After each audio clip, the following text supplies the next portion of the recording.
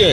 આજના મહાન દિવસે એટલે કે દેશનો આઝાદ દિવસ બાબા સાહેબ આંબેડકરને નમન કરી ગુલાર કરી એમના આશીર્વાદ મેળવી અમારા હક એ મૂળભૂત અધિકારની માગણી સરકાર સામે આજથી એલાને જંગ કરીએ છીએ.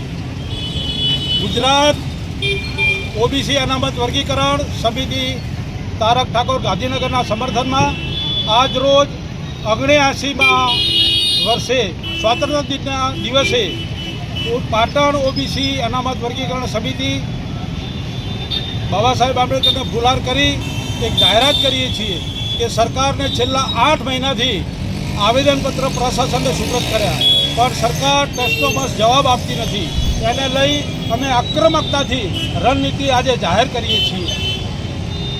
તારીખ 10/10/2025ના રોજ પાટણ જિલ્લાનું મહાસંમેલન યોજવાનું નક્કી કર્યું છે અને તારીખ 5/10/2025ના રોજ બાબા સાહેબ આંબેડકરની પ્રતિમાએ પ્રતિક ઉપવાસ ઉપર ઉતરવાનું નક્કી કર્યું છે, જેથી સરકાર અમારી ન્યાયિક માગણીને ધ્યાને લઈ ગુજરાતમાં ઓબીસી અનામત વર્ગીકરણ અમલમાં મૂકે